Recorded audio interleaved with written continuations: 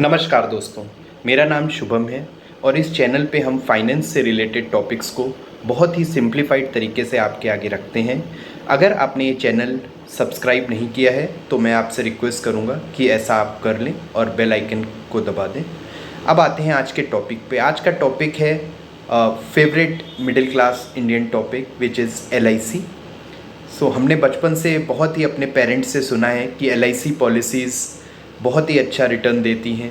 ये इंश्योरेंस और इन्वेस्टमेंट दोनों का कॉम्बिनेशन है which is a ULIP plan. और मुझे एक स्टोरी याद आती है, मेरे फादर सुनाते हैं कि मेरे ग्रैंडफादर ने बहुत ही गरीबी के टाइम बहुत थोड़े थोड़े पैसे जोड़ के बहुत मुश्किल से LIC का प्रीमियम दिया था, लेकिन जब वो पॉलिसी मैच्योर हुई तो उसका रिटर्न उन्हें कुछ भी नहीं लगा।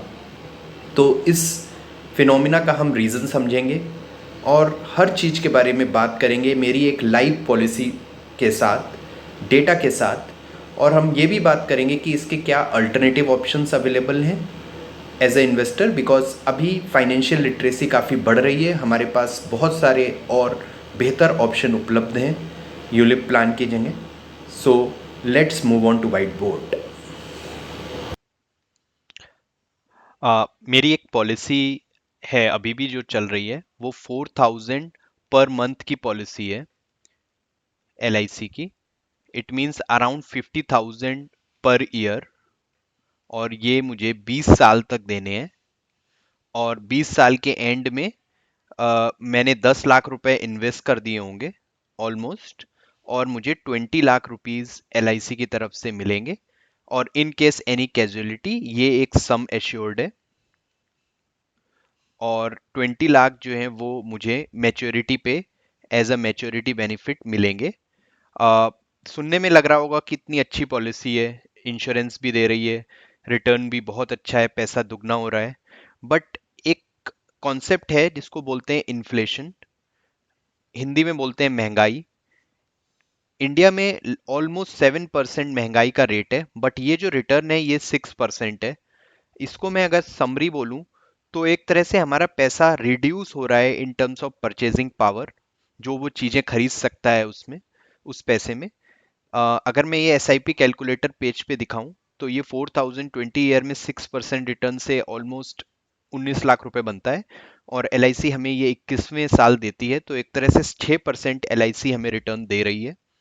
और अगर इस रिटर्न को सपोज करिए आप 6 की जगह 12% अगर आपको रिटर्न मिले, तो आप सोचेंगे कि पैसा दुगना होना चाहिए, 6 की जगह 12%। तो यहाँ पर 40 लाख रुपए हो जाते हैं 20 लाख रुपए से। सो ये एक पावर ऑफ कंपाउंडिंग है। अगर आप अपना पैसा कोई ऐसी जगह लगाते हैं जो रिटर्न रिलेटिवली बेटर देता है। अब बहुत सारे लोग आप में से ऐसे होंगे, बोलेंगे कि हम 12% का रिस्क नहीं ले सकते। तो इवन देन हमारे पास बहुत सारे और ऑप्शन है। हमारा अल्टीमेट एम होना चाहिए कि ये जो 7% इन्फ्लेशन है, इसको हमें बीट करना है। इट मीन्स हमारा जो रिटर्न है वो इस 7 से तो ऊपर होना ही चाहिए, जो कि LIC में क्लियरली नहीं है। अब मैं प्रॉब्लम्स यहाँ पे राइट डाउन करता हूँ LIC की क्या है। सबसे पहली प्रॉब्लम है कि इसमें कमीशन बहुत ही हाई होता है। इट मीन्स जो भी आपको बंदा बोलता होगा कि मेरे से LIC ले लो, उसको लाइफ टाइम इसमें कमीशन मिलता है। और एक एस्टिमेट है कि आई थिंक पहले प्रीमियम पे 20%, सेकेंड पे 10%, और हमेशा 5% उनको कमीशन मिलता है इस पे। और एक इसमें प्रॉब्लम है कि इसमें हम इन्वेस्टमेंट और इंश्योरेंस को हम मिक्स अप कर रहे हैं। इट मींस हमें इंश्योरेंस को as a separate product buy करना चाहिए और अपना पैसा इन्वेस्टमेंट सेपरेटली करना चाहिए। दोनों को मिक्स करने में हम किसी का भी बेनिफिट अच्छे से नहीं ले पाएंगे। और तीसरा इसमें जो प्रॉब्लम है वो है high tenure with less return. So अगर कोई भी आपसे पैसा आपका इतने लंबे समय के लिए ले रहा है और 6% उस पर रिटर्न दे रहा है, सो डेफिनेटली ये तो एक्सेप्टेबल नहीं होना चाहिए। बट LIC इंडिया में फिर भी बहुत फेमस है। अगर मैंने एक ये ग्राफ बनाया है based on different percentage of return in same, जो ये 4000 रुपी पर मंथ है, इसकी वैल्यू 20 साल में क्या होगी। तो अगर ये जो 6% रिटर्न जो एल दे रही है, इसमें इसकी वैल्यू 18 लाख होती है। बट यहाँ पे मैंने इन्फ्लेशन एडजस्टेड वैल्यू लिखी है। इट मीन्स आज के तारीख में अगर 18 लाख रुपए 20 साल बाद के उनकी क्या वैल्यू होगी, तो आज इसकी वैल्यू 18 से 21 लाख रुपए की सिर्फ 5 लाख रुपए है।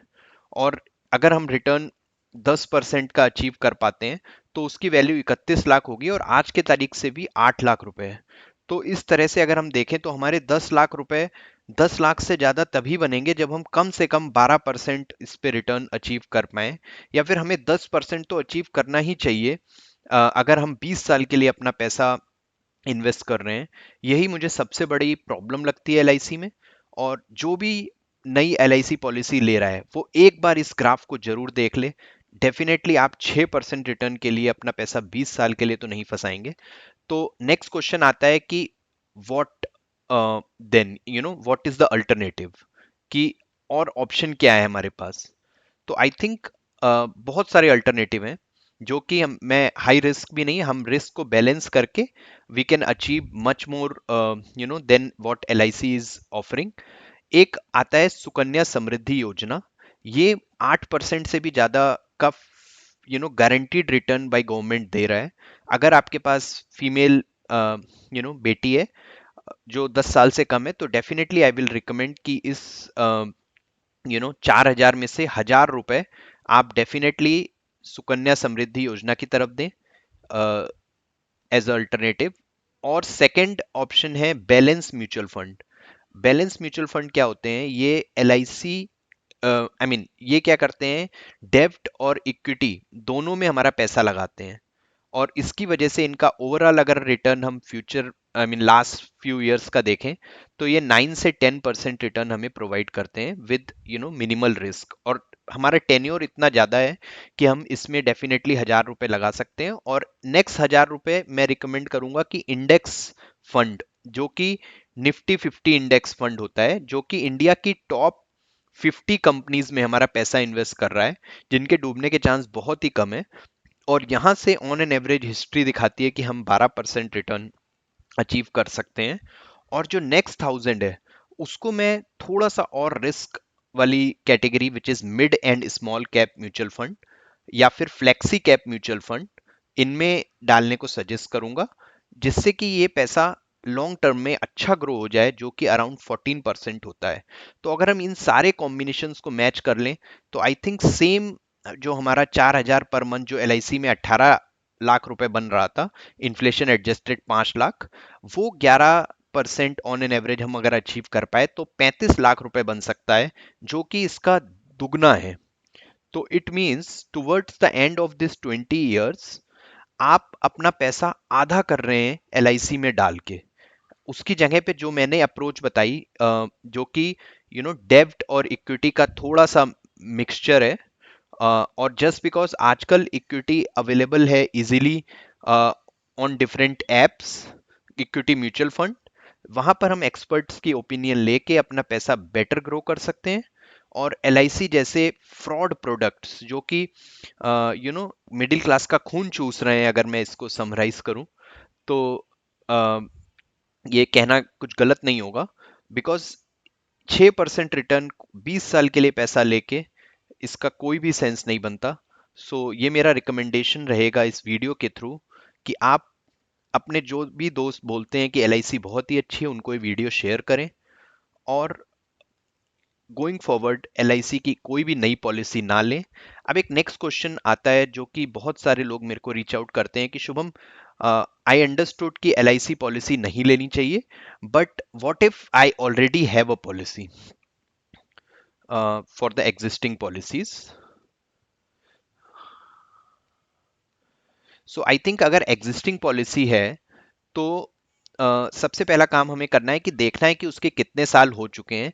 इन केस 5 से ज़्यादा ईयर्स हो चुके हैं, then you can continue, because अब वो उसमें कुछ सरेंडर वैल्यू देंगे नहीं, और आपका उल्टा और लॉस हो जाएगा। और इन केस अभी आप 1 या फिर 2 या 3 ईयर्स ही हुए हैं, तो definitely you should surrender and invest this money and the money which you would have invested after 3 years into the combination of equity and debt mutual fund. uh, Sometimes hybrid mutual funds also fall into this category, जो कि इन दोनों जगह पे पैसा लगाते हैं।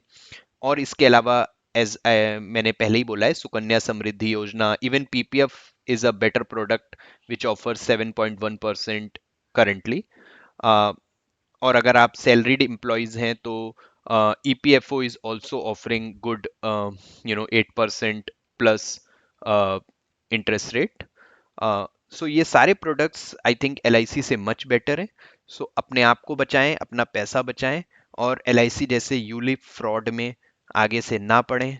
इनका बस नेम है कि जिंदगी के साथ भी जिंदगी के बाद भी, एक्चुअली जिंदगी के साथ भी लूट और जिंदगी के बाद भी लूट। सो सो दोस्तों, अब आपको समझ में आ गया होगा कि मेरे दादाजी का जो पैसा उन्होंने बड़ी मेहनत से एलआईसी में जमा किया था, वो जब मैच्योर हुआ तो वो अमाउंट उन्हें बहुत ज़्यादा क्यों नहीं लगा। क्योंकि जैसा कि मैंने एग्जांपल में बताया कि 20 साल बाद जो पैसा 6% से बढ़ रहा है वो इन्फ्लेशन को बीट नहीं करेगा, और वो महंगाई के बाद में वो पैसा बहुत ही कम लगेगा।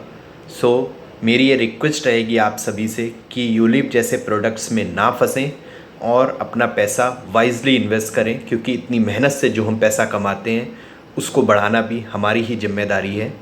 यही कहकर मैं इस वीडियो का एंड करूँगा।